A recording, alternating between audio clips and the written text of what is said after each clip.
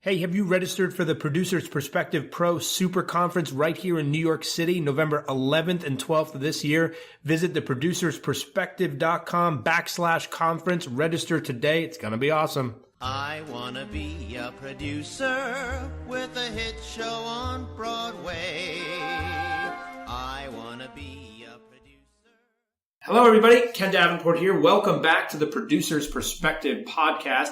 Very excited to have one of the pillars of our vibrant nonprofit theater community with us today. Please welcome to the podcast the founding artistic director of the new group, Mr. Scott Elliot. Welcome, Scott. Hey, Ken. Thanks for having me. So in addition to founding the new group and directing so many fantastic plays there, including Hurlyburly, The Woman of Lockerbie, and countless others, on Broadway, Scott directed Present Laughter and The Women and Three Sisters at the Roundabout, where he's an artistic associate, correct? Yeah, I think so. If you want to read his full bio, go to thenewgroup.org. So, Scott, let's start with this. Do you remember the day you fell in love with the theater? I don't remember the day, but I certainly remember the feeling. You know, I think we all have the same thing. It's like the musical chorus line all combined into one, all the characters combined into one, little bits. You know, you wake up and you have a feeling that you want to be involved in, I guess, storytelling. I mean, you don't really realize, I don't think that's what it is when it hits you, but that's sort of, I think, what it is, and become addicted to it. Were you an actor to begin with? What was your first exposure to the business? Oh, yeah, I was an actor, and I was a singer, and I did, the high school stuff, and then, went off and got a couple of jobs, and, at one point I was in Les Mis. It was really during that show that I realized that I didn't really want to be a performer anymore. Not because of the show, just it was like almost like the Hamilton of the moment, and you're a kid and you're in something like that and you realize this is what the rest is like, and I sort of made a detour out of performing around that time. Was it because who were you in Les Mis? I was just one of the, guys on the barricade and played millions of little parts. Was it like, oh my God, I'm in the biggest hit ever, it's never going to get any better than this? Was that why you I think everybody at that time, we all felt that way. It was the first sort of big mega musical that sort of won the hearts of people. And it was an exciting moment in the theater, and the greatest artists were working on it. From the directors, obviously the writers, all the design elements were so new. Nobody ever saw a turntable like that before, right? At that moment, sort of how I remember it. Yeah, it was a great associate director, Richard Alexander, who took everybody through all the companies and, maintained the shows. And it had a great feeling. But after, doing it and you realize that people love something like this so much, what's the next thing? What are you going to do after that? And I don't know. I just decided it wasn't for me. So before we go forward, I want to go back just 1 second. You said you were in high school shows and things. Yeah. Were you the star in high school, or were you just... Sort of. I think it's always that way. You're like the star in high school, then you get here and you realize, oh, wait a minute, there's a lot of stars here. I think that's what happens to a lot of performers and makes people make different decisions about the directions that they want to take in the industry, as I did. So I think a big difference, though, between you and a lot of those people is you were smart enough to say, oh, there are a lot of stars here. I may be better or more suited or just happier doing something else. I experimented with a lot of different directions while I was still performing and decided, after sort of doing some things outside of the business and sort of thinking about other directions and things I could do, I decided, I wasn't just in Les Mis. I was in a bunch of different things. And, I worked with a lot of different directors and some well-known directors and some lesser-known directors. And, I just sort of became addicted to the idea of directing and, but never really wanted to pursue a directing career. I just didn't feel that I'd never wanted to go to college and learn how to be a director or, knock on doors to become something. So that's what really inspired me to start the new group. And before you started the new group and you left some things behind, you said you tried some other stuff. What were some of the things that you did that you were like... Well, I was pursuing a PhD in psychology for a while. Oh, like you do. Things like that. Just to sort of, because I thought I would be interested in that. And like performing on Broadway, I had a similar reaction where I sort of did it for a little bit and then I realized it really wasn't for me for many different reasons. Yeah. And then I thought, I really had always wanted to, I realized at that moment that I wanted to continue to be a storyteller. And I just, like I said, I wasn't the sort of person that was interested in begging for work or anything like that. And so I thought, well, I'm going to give it a shot. And I started this theater company it was an interesting process is that it felt so natural and it took off pretty quickly. So your instinct to start the new group and work as the artistic director and as the director there was partly based on the fact that you didn't want to apply for any directing gigs anywhere else. That was part of it, and also I felt, like I said, I had worked a bit as an actor and I was observant and I saw how people interacted with producers and how directors interacted with producers. And I just felt like if I was going to do it, I just wanted to do my own thing. No offense to you, Ken Davenport, producer. No, I mean, I love my producer friends and have worked with some really great producers as a director as well. Very lucky and fortunate and collaborate with many producers, commercial producers at New Group, and loved every single one that's been through. But I just felt like I wanted to be, if I was going to make something, if I was going to create something, which was my goal, was to make things, I wanted to be able to make my own things. And so I figured if I was going to do that, I had to raise my own money and do it that way. And so I'm able to sort of I'm very fortunate that it took off. I mean, I realized that luck is a huge part of it. And I thank everybody that, helped me do it. When it took off, it felt so great to be able to sort of do my own work and then also to be able to produce work of other artists who I greatly admire and love and have worshipped, all sorts of things. So that's sort of what inspired it. I think so. Like lots of people, I'm sure a lot of the listeners out there have these big ideas of whether it's wanting to start a theater company or write a play or whatever it is. And I think the hardest thing to do is often to get started. Do you remember first thing you did, like practical thing you did when you were like, I'm going to start a theater company? What'd you do next? I got a nonprofit status because in order to raise money in the nonprofit, you have to have a nonprofit status. And it's, if people are going to be giving, charitable contributions for you to be able to do your work, that's what you need. So that was the first thing I did. And I was lucky enough that I had worked in the industry. So I had some friends along the way who helped me. Actors who I worked with. When I first started the New Group, I thought I wanted to have an acting company. And I had a friend that I started that with, and it just wasn't really, it was too hard to sort of maintain something like that in New York because you can't really pay people. So then I thought, that's not going to be the way to go. I did that for a short while and then decided to turn it into a production company. But along the way, I learned, I never went to school for directing and I never went to school for running a theater. I just sort of learned it along the way. And I still think that, knowing all the people now that work for me, that there's an unconventional thing about New Group that I think makes it very attractive to people that love it and maybe repellent to people who don't. But we have our own way of doing things. And it is, it's a combination, I think, of all learned stuff, not taught stuff. What is the New Group's mission statement? Our mission is to sort of produce, we're an artist-driven company because I'm an artist first. I only became a businessman by luck. I didn't really know anything about running a business or even thought about it. And truthfully, we were artistically successful way before we were business successful. I had to catch up. It was several years of catching up and learning exactly what to do. But our mission is to present work that is current and in the now and addressing the certain, the current human conditions. And that's why, in a way, it's called the New Group, is because we always feel that we want to remain new and fresh and moving forward. I had a few other nonprofit artistic directors on, and they talk about how they are half producer as part of their responsibilities. What is your day-to-day like as an artistic director? It combines both things. Like I maintain a part of my day where I can be, do my creative work, my personal sort of creative work, which is, private and, requires, I guess everybody does it their own way, but, I do it my own way. And then the other part of the day, I do my other stuff, my fundraising. Obviously I have to do a lot of fundraising, we raise millions of dollars every year to do the work that we do. So we work on that. And I have wonderful business partners, over at New Group, Adam Bernstein, my executive director, and Jamie Lair, development director, and Ian, my associate artistic director, who's been with me, pushing 20 years, almost the entire time that we've been around. Yeah, we just sort of get together and figure out how to do it. It shifts over the years.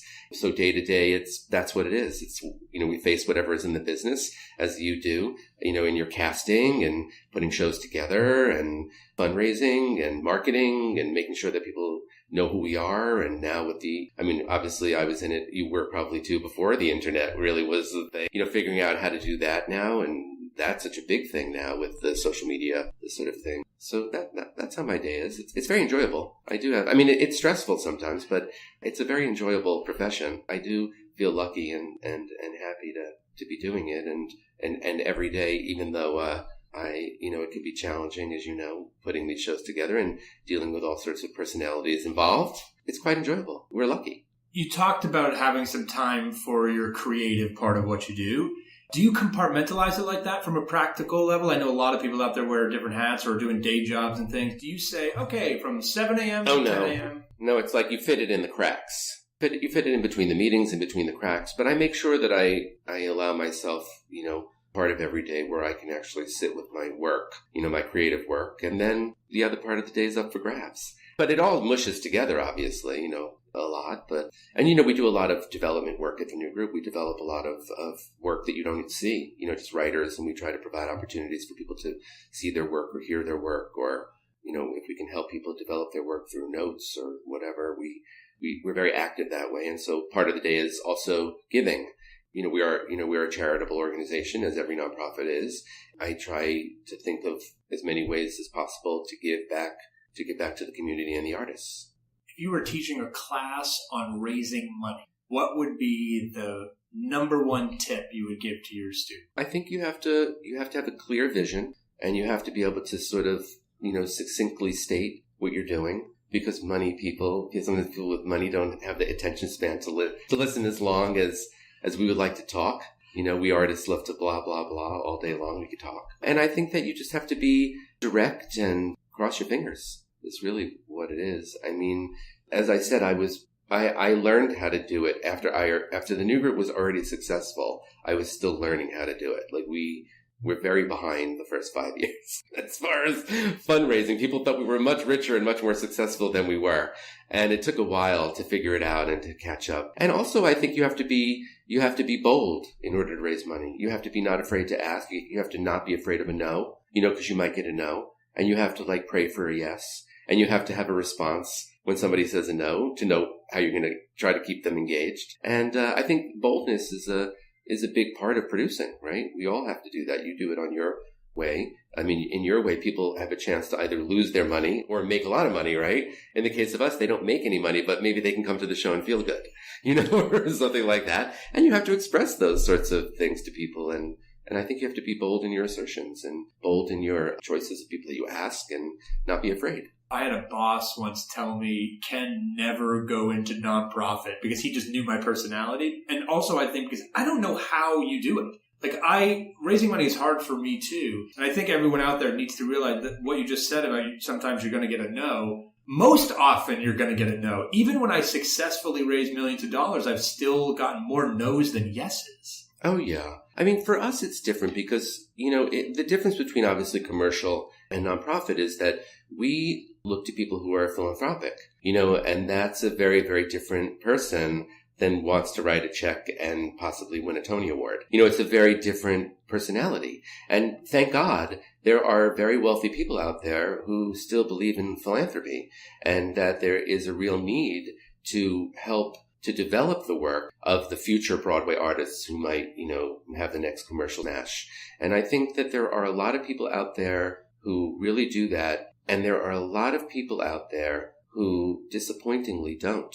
And in our industry, and I think that the giving back to the nonprofit is it's important. I mean, I'm not saying that people need to give to the new group. There are millions of nonprofits out there, and people should give to the theaters that they relate to, or that they feel inspired by, or that they might go see a show and hey, I love that lighting design, because people, the commercial world gets their, food from the nonprofit. We train them, you know what I mean? And we give, and on the other end, we also give the great commercial artists that are on Broadway different ways to express so that they feel connected to who they are when they might be working on, a big behemoth Disney musical, let's say. That's, a more corporate sort of vision. I think it's important. It keeps everybody healthy, the nonprofits. And the giving is very important, I think. I'm in the nonprofit and I give. So you have to. It's part of it.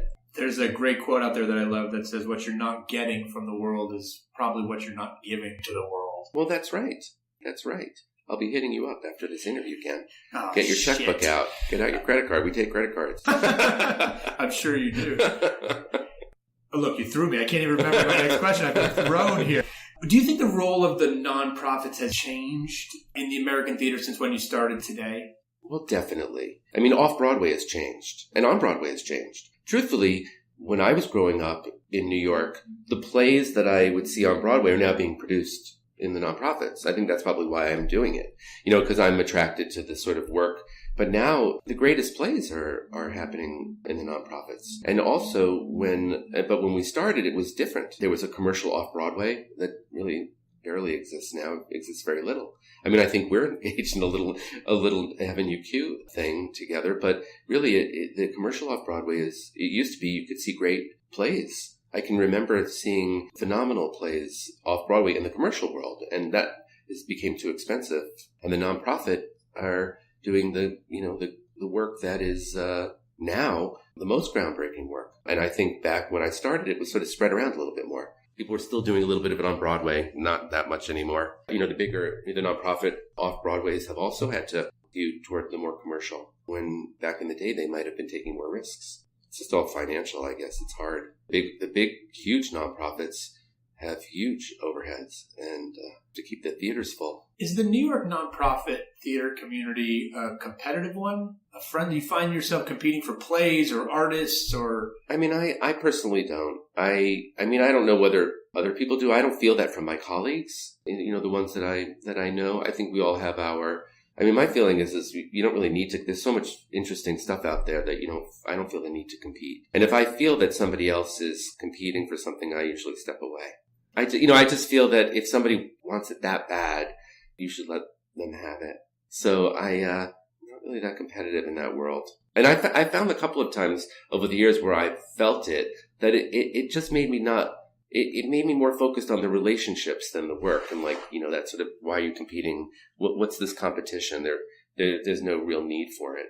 Does that exist on Broadway? I mean, I know it does for ticket selling but for projects, do you find that you're competing sometimes with other producers for commercial projects? You do. It certainly has happened to me, but as you said that, I'm just thinking back to a few times that I have been in competition with someone else for the rights to a project right. or someone or something. And I think you're probably right. It's gotten into more of the relationship and just the competitive edge of it all, and rather than the project itself. Yeah, it's not really worth it when it gets into the relationship. It's a small community. We all have to get along.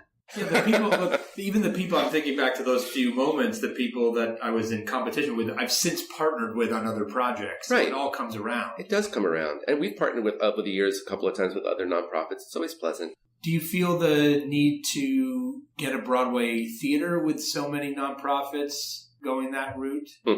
No, that's a big undertaking. Plus the new group's work is intimate. And that's what people really come to the new group for. They want an intimate experience. They want to be able to see great acting up close. They want to be able to sort of feel the work as opposed to sort of be removed from the work.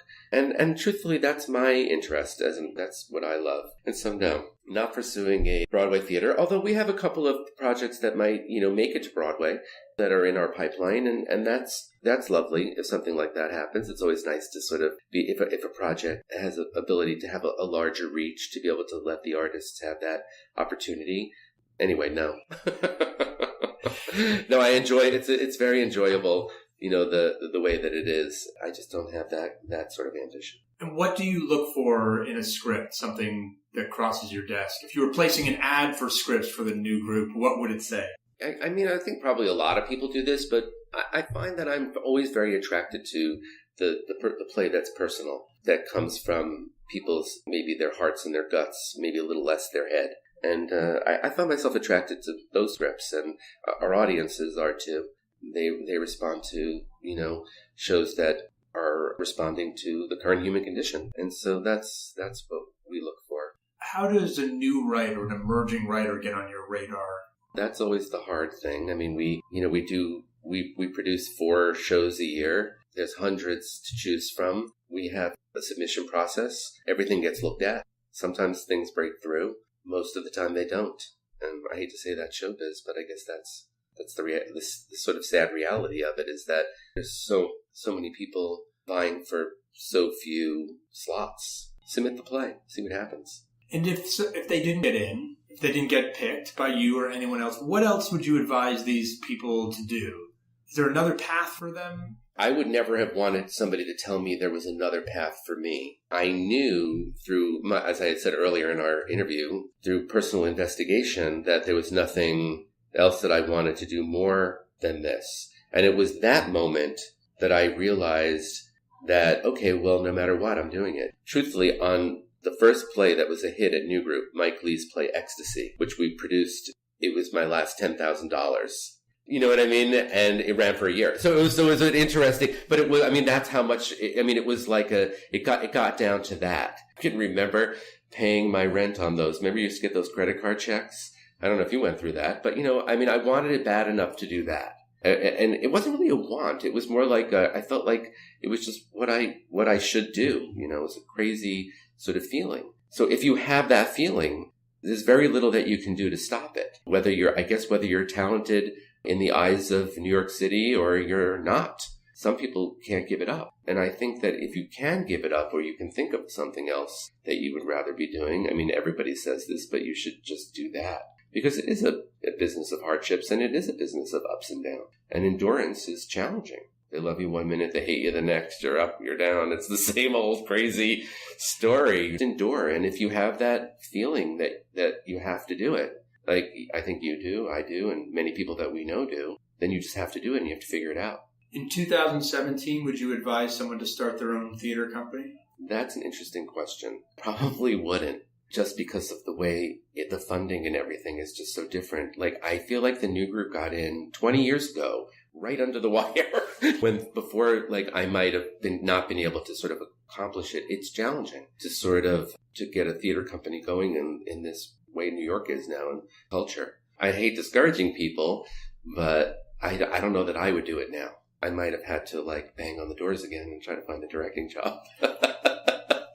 Something tells me you'd figure it out. Anything that you would have done differently in how the New Group was formed, creative, or your... Oh, a million things. But that's life. You always do things that you always have regret, but you have to move through them. You have to just let them sort of influence you in a way. I mean, I can't think of anything specifically that I would have done differently, but yeah, a million. I would have corrected a million things. I would have corrected a million things I've said. Of course, we're human. Actors, auditioning them, what do you look for when someone walks in a room? How do they get a call back from you? Not even get the job, just how do they get to that second stage with you? It's really all about chemistry. It's about, talent and chemistry. Like if I feel something, that's how it works. There's no science. And I might feel something for somebody on one thing and then on the next thing they don't connect for it. And, you have feelings about the work that you're doing and the way that you want the piece to feel. But there's no exact science, I don't think. There's no audition tips or anything like that I feel like I can offer. It's just to come in and be as truthful and connected to the material as possible and give it your go. How early in the process do you get involved with the writers on a new play? Are you very active in giving them notes? And I think yes. I mean, it's in levels. I think we have different levels of development in the things that we develop. And Ian, my associate artistic director, he works a lot with the writers that are the newer writers and the people that we're developing. And people really do love working with him. And he's very clear about his notes. And when he feels the script is ready, he'll pass it on to me and then, say what I think of it. And so we have a pretty organic process of doing it. And of course, every writer is different. Some people are like sponges and want it. And sometimes you could sit with somebody and you're like, they don't want to hear that or they don't want to collaborate that way. And it doesn't really make me want to work with somebody more or less. It really is just about what's on the page. But once I decide I'm going to direct a play, I get very involved in the development of it. And if I'm producing it, I'm, like a producer. I tell people what I think. I hope that I can help tell people what I think. And, we've all watched shows rise to the top and we've watched some sink. But I say they're all my children. They're like children. You love them all the same. And what happens when one of those children disappoints you? Like, how do you get up the next day and deal with it if something that you love so much just it's happened many times. Yeah. I mean, it's happened many times. And look, there are certain times where I think something is working like gangbusters and somebody else might not. So it really is. I mean, I just always tell myself that art in general is so personal. And one man's X is another man's Y, and so I try to keep thinking about that. And, I always know, if nothing else, that me and everybody on my team at New Group, we do everything we possibly can to make those shows connect with our audiences as best as we can. And sometimes we hit a home run and sometimes we don't. I think our audiences forgive us for that, whether they connect. And quite frankly, on some places, it's like, so, because, we take a lot of risks and we do a lot of new writers and we do a lot of things that maybe some other theaters might not even look at. And in that way, things are going to be polarizing. But I find that personally exciting. As long as people come, I don't mind if audiences are, polarized, they hate it and they love it. I just don't like the meh. I don't like when people are like, meh, like that sort of thing. I hated that. And I loved that. And so we try to make everything as clear and as good as we possibly can. And yeah, that's how I deal with it. Just move on. There's always, the cool thing about my job is that after the one play, the next play is starting. And so it has that sort of sense of that. And this is a new feature of the podcast. Any life hacks, any apps you use that you love that help you get through the day? Any productivity tips? You're obviously a very, very busy guy. Do you play chess on the weekend to keep yourself sane? I do the New York Times crossword puzzle every day. Every day? Yeah, every day. Do you solve them all? Mm-hmm. Yeah. Sunday too? Oh, yeah. Sunday's the easy puzzle. Saturday is the hardest puzzle. Monday is the easy. Sunday's just big. But you can get over it if you take the time. But that's my thing. It's my sort of brain clearer. I do the New York Times crossword, and I have the app, and I do it on my iPhone. I make sure I do it every day. I think somebody told me if you do it every day, you might not get Alzheimer's. I'm only kidding. I mean, I did hear that, but that's not the reason I do it. But I've been doing it. It's a medical breakthrough. I've been doing it since I was very young, and I'm still addicted to it. It's just part of my daily routine. Is it like somewhat of an obviously very healthy one, but a compulsion? Can you go to sleep without doing it? Or do it really? I might say it is a little bit of a compulsion. Yeah. I might fall asleep with my iPad, on my chest with a half-done puzzle. No, it's just one of those things that I find I look forward to it every day. I look forward to the harder ones more than the easy ones these days. Well, that would certainly make sense, choosing a life in the theater. Yeah, exactly. We look for the harder puzzles. Exactly. Okay, our last question here, which is my genie question. I want you to imagine the genie from Aladdin comes to visit you and wants to thank you for all your contributions to the theater by granting you one wish. What is the one thing that drives you nuts about the New York theater scene? Makes you so angry, could have you throwing things, swearing up a storm, that you'd want this genie to wish away in an instant? It's an unrealistic wish. I guess I'm going to say, I don't have anything. I can't think of anything to wish away. I think it's cool. I enjoy it. I enjoy it for all its things and all its nuttiness. What would you wish away? I have so many things, Scott. We could be here forever. Oh, really? I mean, look, and many people have said it, the hardest thing for a producer today is to get a theater. So we have many airplanes circling the runways looking to land right now. That there would be more theaters, yeah. But then again, if there were more theaters, there would probably be more failures because there isn't enough audience. I know, it's a terrible thing to say that, but that would be cool if there were more failures. Because that means that people were doing more risky things. So in a way, I understand the economics of it, and I don't want anybody to lose their money. But normally people don't invest in theater unless they can flush the money down the toilet, right? I mean, you don't give people money that nobody's going to give you their last dollar to invest in your next show. So I always think it is a risk, and it's part of the gamble. And I think that's one of the things that sort of brings us all together is we do enjoy the gamble of it. It's fun. That's why I always think we're so privileged, because it has a fun element to it. There's a crazy sort of gamble to every day. And not everybody has that in their life. And it's a strange addiction, I think. It is a thing like that. But I can understand the need for more theaters, and it would be cool if there were. Because there'd be more failure. So really, you're wishing for more failure in the theater. I'm not wishing for more failure in the theater. I'm saying that, it would be cool if there were more, because that would mean that people were taking more risks. And I think it's healthy to take risks. I mean, there are some producers out there who do take risks, and it's admirable. I think you're right on. In fact, Thomas Edison is famous for having thousands and thousands of patents, and we only really remember one. Right. That's right. He had to fail thousands of times in order to create the light bulb. That's right. I think that's what we do. Failure. I don't look at the nonprofit as failure because we're always growing. But when I look at Broadway, you can't help but think about the tiers. The tiers and the nonprofit are a little bit different. We're very nurturing. We're part hospital. Only kidding, we're not. That's just a joke. But we try to be as nurturing as we possibly can. Well, given the great work you've done at the New Group, it's obviously you are very nurturing to writers and audiences alike. So thank you for that. Thank you for spending time with us today and nurturing all the listeners out there. Thanks to all of you for listening. Don't forget to subscribe. We will see you next time. Don't forget to register for the Super Conference. We've got Broadway directors coming and Broadway writers coming, all sorts of experts on what it takes to get a show from the page to the stage. November 11th and 12th, not too far away. Visit theproducersperspective.com/conference. We'll see you there.